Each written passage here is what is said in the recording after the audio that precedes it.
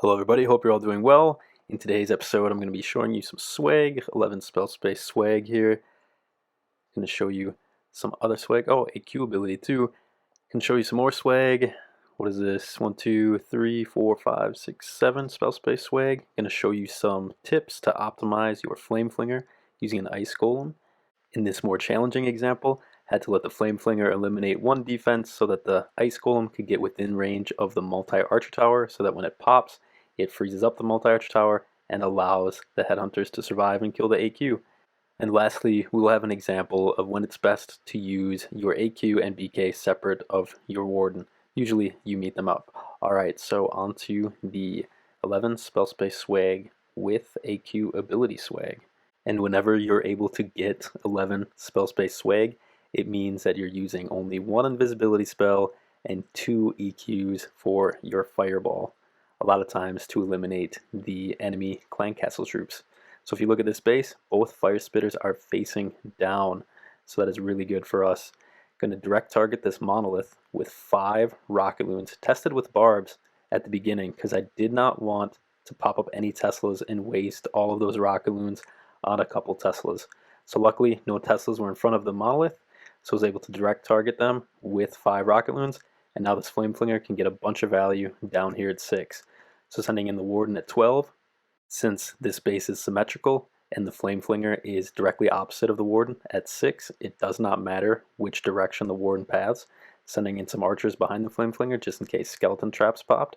So it looks like Warden is going to go to the right, going to get this multi-archer tower down, then let the Warden path to the Wizard Tower, and then hopefully this Angry Jelly will be worn off by then.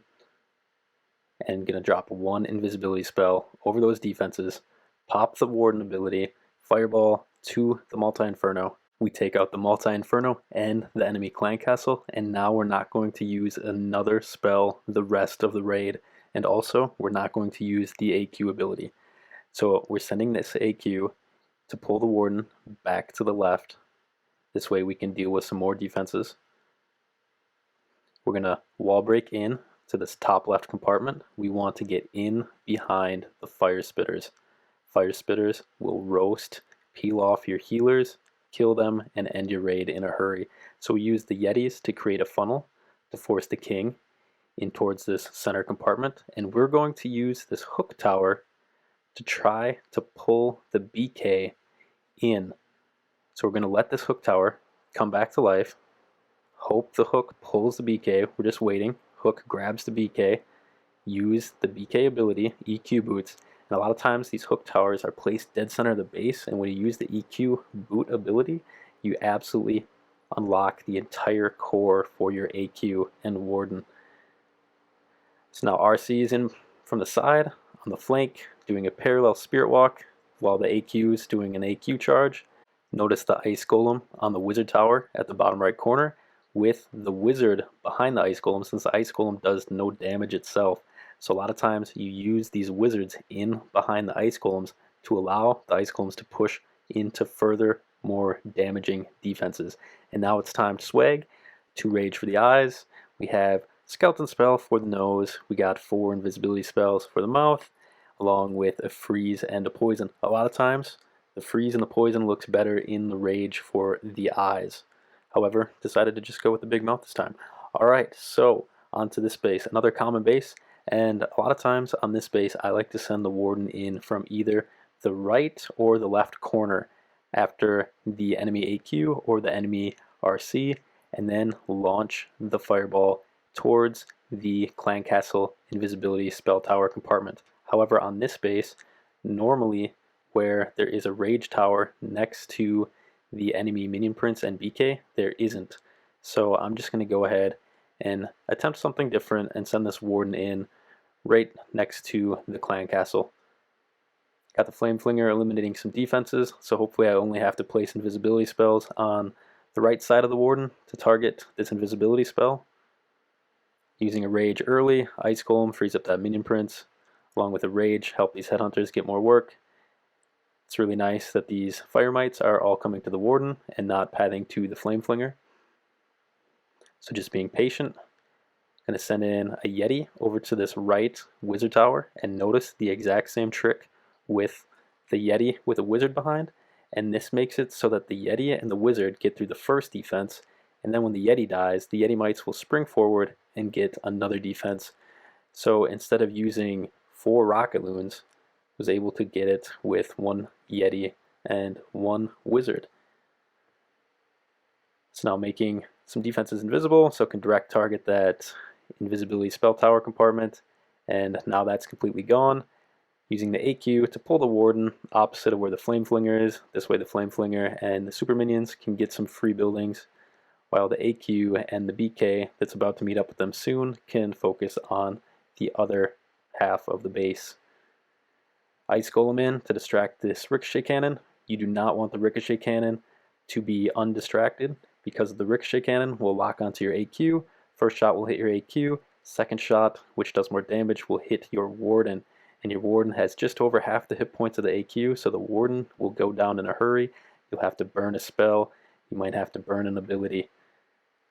Use the BK EQ boots, open up pathing to this Town Hall section. Invisibility spell tower, Town Hall is going to go invisible. However, we have the RC, which you always want to do. Corral the AQ into the core of the base and keep her in the core so she can distract the core defenses, while the RC wraps around the outside and finishes off some outside defenses with some help from the Ice Golems. So you have the AQ under Warden Rage Gem, basically a tank on the inside of the base, distracting interior defenses, and the defenses you can't reach on the outside, you just drop some Ice Golems in to distract them. This is all about hero synergy.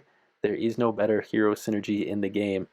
Nothing will allow you to swag as many spells as this strategy. And then you can use the spells that you would have swagged at the end to revisit some of the most nostalgic tricks in the game, such as Skelly Donut, Blizzard, and Sneaky Gobs for the Town Hall at the beginning of the attack. So, on to the first of the enemy hero kills with Ice Golems to optimize our Flame Flinger value. So using some Rocket Loons, 2 apiece, to target these mortars. We want to get rid of the mortars because we do not want the mortar shots to land on our headhunters. 1 mortar shot will kill your headhunters. So we have 1 Ice Golem that freezes up the minion prints. However, we need both of these ricochet cannons frozen. So we send in another, freeze up both ricochet cannons, send in 2 headhunters, Flame Flinger right in behind. So now since we have 2 headhunters, we have to worry about them running into the base and triggering either enemy clan castle or enemy skeleton traps. So we'll have to keep an eye out on that Flame Flinger, zoom out, make sure everything's good. Headhunters died immediately. A lot of times you want your headhunters to die immediately after they get the value that they're intended for. We have Warden down here at 6, focusing on this multi-arch tower, then going to go for the Expo. We want this entire 6 o'clock compartment eliminated so we can drop an invisibility spell next to where the flame spinner is, or fire spinner, and then where this ricochet cannon is at the bottom left. That way we can direct target the fire spitter, and if you've ever watched any of my videos, you know that fire spitters are one of the worst defenses in the game for any sort of charge, whether that be warden charge or AQ charge, because they shoot past the warden, especially shoot past the AQ, and kill your healers. So now we're sending in the AQ, trying to pull this warden out of danger. Able to kill the enemy RC with our AQ before needing to use an invisibility spell to save our warden. Dropping in an Ice Golem, trying to get the Ice Golem to push deeper into the compartment of the base to stall up the scatter shot, however wasn't able to. However, that's fine, it's just the scatter shot focused on the AQ right now. The only problem would be is if the scatter shot locked on to our healers. So using a wall breaker, get our BK into this section. We want the BK to step up close to the walls so we can use his EQ boot ability to give our AQ access into the Town Hall. So BK is right at the edge. He's about as close to the wall as he can get at that enemy poison spell tower. So uses EQ ability, open up to the center, and I'm not exactly sure why I used the AQ ability. I must have accidentally popped the AQ ability. Sending in RC up from 12. Must be a time issue, trying to finish off this base. Notice how AQ is a little bit weak down here. Would have been nice to have her ability along with that giant right here at this end. And the giant actually worked his way all the way up towards 12. Sending in Ice Golem to distract that multi-arch tower. RC's coming in, takes out the Expo, have to drop a rage on our AQ to finish off some of these defenses since our ability was popped early, and going to swag 6 spells. And that is the beauty of this strat.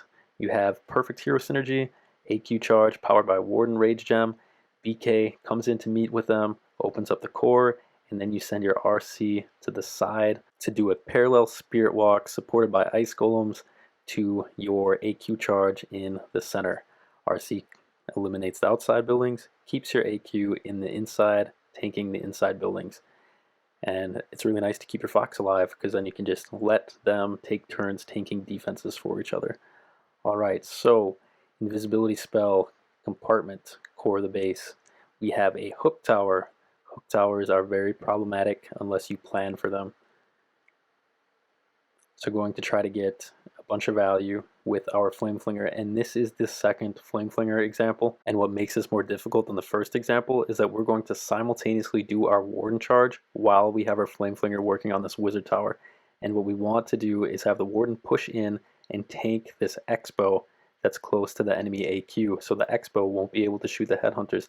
And we also need that Wizard Tower to go down so that we can drop our Ice Golem to the Bomb Tower so that the Ice Golem will be within range of the Multi-Archer Tower, so that when it pops, it freezes up the Multi-Archer Tower so that our Headhunters don't get killed by the Multi-Archer Tower. You can see how the Headhunters are getting killed before the Ice Golem pops. So sending in another Headhunter, finish off that AQ, and now we just have to finish off this Expo, and the Flame Flinger will be able to work from 9 down to 6 and get all of this value. So it'll be able to eliminate this entire Rage spell tower compartment. So use some invisibilities, send our Fireball into the core, eliminate all those defenses around the Clan Castle, use our AQ to pull our Warden opposite of the Flame Flinger. We do not want to send our AQ where the Flame Flinger is going to get a bunch of free buildings. And now we're trying to get our BK to get hooked again. However, the BK was up towards the top of that compartment and was worried about the AQ getting hooked. So now the BK is stuck in this compartment. It would have been awesome if the BK had gotten hooked and then could have used his EQ boots to open up this entire center compartment like what we did in the first replay. So now you can see how many spells we got left, but we're going to end up burning them just to make sure that we don't time fail. And often, this is kind of the price of trying to swag. Often, if you were to use, let's say, the rage spell early in the raid, it will often save you a couple spells that you would have to use at the end, because there's really no damage besides the heroes in this attack strategy, because the ice golems, they don't do any damage. They just stall up and let your heroes get as much value as they possibly can. So this strategy is all about optimizing your heroes. It's the best hero equipment synergy and letting the power of your heroes really shine through. So you can see the Flame Flinger popped. We have a furnace that comes out of the Flame Flinger, and I like to run one furnace with 3 super minions because the fire mites can pull the enemy heroes to where the super minions are, so the super minions can stay on the outside of the base and they can kill the hero without having to go into the core of the base. Had to use Rage to prevent the time fail. Still end with 5 spell space swag, however it was not 7 because of time. So always make sure to be quick at the front end. Alright, so another invisibility spell compartment, Town Hall. And yeah, you see these a lot of times in Legend League, so this is a great strat to be trying in Legend League because you can absolutely just demolish some of these bases. So using some rocket loons, as you often do, to remove some problematic defenses for the Flame Flinger, so the Flame Flinger can get a bunch more value.